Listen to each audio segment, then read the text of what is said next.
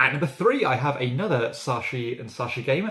This is The Great Evening Banquet, which is a new release. I think this was released for the first time at the UK Games Expo, which is where we picked this one up. This is one of those restrictive puzzle style games, but this one is built around this banquet and these banquet tables. And you are drafting these kind of diners and placing them on their dining tables, trying to abide by as many restrictions as you can. So some tables might say, well, you don't want to put a certain colour on this table, or this one might want a certain type of customer, and so on. But at the same time, you are trying to match what's on those tables.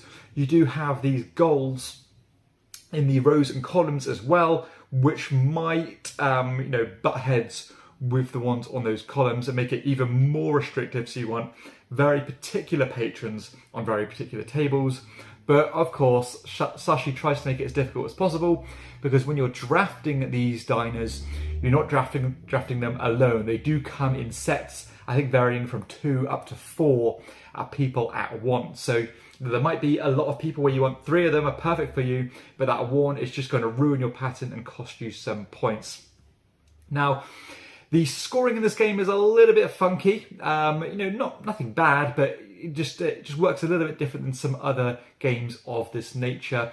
So when you are when you've completed a particular table, you are going to look at who's on it, what colours are on it, and of course the requirement of the table itself. Now you will score points based on who's on it, based on these different sliding scales. Have you got 4 different people? Then there'll be loads of points. Have you got 2 of the same? 2 pairs, and so on. All different points available there. But you only score half the amount of points if you do not complete that table requirement perfectly. So again, that's kind of one of the main sticking points that you want to try and achieve.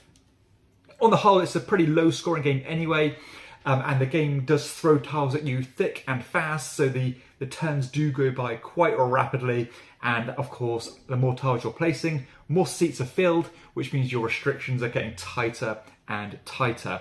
Now, the kind of base game alone is interesting enough, and it does remind me of some other games that I've covered on the show recently, such as Lost Seas.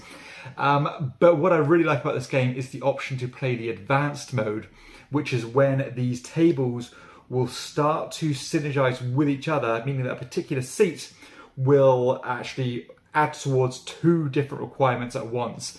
Yes, that does increase the complexity and the restrictions even more, but when you pull off those big moves, it makes it that much more satisfying.